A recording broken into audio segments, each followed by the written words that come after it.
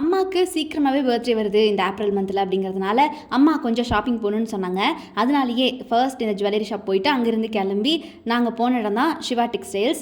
அம்மா சொன்னாங்க இங்கே தான் வாங்கணும் ட்ரெஸ் அப்படிங்கிறதுனால அம்மா ஆசைப்பட்டனால அங்கே போயிட்டோம். சிவா டெக்ஸ்டைல்ஸ் முன்னாடியே ஒரு ஹிந்திக்கார பையா கிட்ட இப்படி சூப்பராக ஸ்டெட்ஸ்லாம் நல்லா நியூ டிசைன்ஸில் இருந்துச்சு கைஸ். அதெல்லாம் பார்த்து கொஞ்சம் நேரம் மறந்து போயிட்டேன். நல்லா இருந்துச்சு டிசைன்ஸ் எல்லாம்.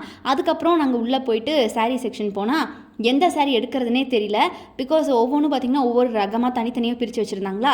அதெல்லாம் கொஞ்சம் கேட்டு எடுக்கிறதுக்கு டைம் ஆகிடுச்சு. சிவாவை பொறுத்த வரைக்கும் கொஞ்சம் அஃபோர்டபுளாகவும் இருக்கும், டிசைன்ஸும் கொஞ்சம் நிறையா இருக்கும். அம்மா பார்த்திங்கன்னா இந்த கடலில் முத்தெடுக்கிறது கூட ஈஸி. ஆனால் எங்கள் அம்மாவை கடைக்குள்ளே கூட்டிகிட்டு போய் சாரீ இந்த சுடிதார்லாம் செலக்ட் பண்ண வைக்கிறது பயங்கர கஷ்டம். அதை 2 நாள் நான் கடைக்குள்ளே போட்டு பார்த்துட்டு 3rd டே வாங்கட்டுமான்னு கேட்பாங்க. அந்த மாதிரி ஆள். இதோ இந்த பேபி வாட்டர் கேன் எனக்கு ரொம்ப பிடிச்சது, நான் வாங்குறேன்னு சொன்னேன். எங்கள் அம்மாவும் அப்பாவும் தலையிலேயே தட்டி கூட்டிகிட்டு வந்துட்டாங்க. அப்புறம் இந்த வெயிட் மிஷின் முன்னாடியே வச்சுருந்தாங்களா, இதில் காயின் போட்டால் வெயிட் காட்டும். எனக்கு 52 kgன்னு காட்டுச்சு.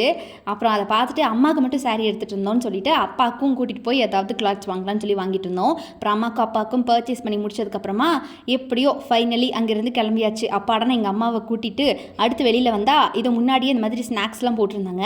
இல்லை இங்கெல்லாம் சாப்பிட்டா எப்படி இருந்தாலும் வயிறு ஃபில் ஆகிடும், நம்ம ஸ்ட்ரைட்டாக போய் லஞ்ச் சாப்பிட்டுக்கலான்னு கிளம்பி கௌரி கிருஷ்ணா போயிட்டோம்.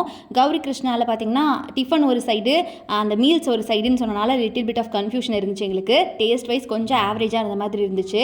அப்புறம் எல்லாமே சாப்பிட்டு முடிச்சுட்டு கடைசியாக ஒரு மசால் தோசையோட கம்ப்ளீட் பண்ணிவிட்டு அங்கேருந்து கிளம்பி எங்களோட ஒரு ஃபேவரட்டான கடை இருக்குது திருப்பூரில். ஸோ இது எங்களுக்கு நல்லா தெரிஞ்ச ஒரு அக்காவோட ஃபேன்சி கடை தான். இதில் போனால் டைம் போகிறதே தெரியாது. அங்கேருந்து கிளம்பி நாங்கள் ஜூஸ் 700க்கு தான் போயிருந்தோம். இதில் அவ்வளோ ஃப்ரெஷ்ஷாக போடுவாங்க ஜூஸ் எல்லாமே, மில்க் ஷேக்ஸ் எல்லாமே. ஸோ இது பார்த்திங்கன்னா ஒரு ஆள் குடிக்கவே முடியாது, அவ்வளோ குவான்டிட்டி கொடுப்பாங்க. இது அனுபர்பாளையமில் இருக்குது திருப்பூரில். கண்டிப்பாக ட்ரை பண்ணுங்கள். அப்பா அம்மாவுக்கு மில்க் ஷேக் சொல்லிட்டேன், சாக்லேட்டில் வெண்ணிலாவில். எனக்கு இந்த மாதிரி கிரேப் ஜூஸ் சொல்லியிருந்தேன் ஃப்ரெஷ்ஷாக. ஸோ 700 ml ஜூஸு 70 rupees தான். எல்லா ஃப்ளேவர்லேயும் எல்லா ஃப்ரூட்லேயும் இருக்குது. கண்டிப்பாக ட்ரை பண்ணி பாருங்கள் போனால். அதுக்கப்புறம் அங்கே கொஞ்சம் நேரம் டைம் ஸ்பெண்ட் பண்ணிவிட்டு அங்கேருந்து அங்கே கிளம்பியாச்சு. டிராஃபிக்லலாம் மாட்டி எப்படியோ 6 மணி அளவில் வீடு வந்து சேர்ந்தாச்சு. ஆனாலும் சூரியன் மறைஞ்ச பாடில்லை. இன்றைக்கி இப்படி தான் கைஸ் டே ஒரு மாதிரி பிஸியாக இருந்துச்சு.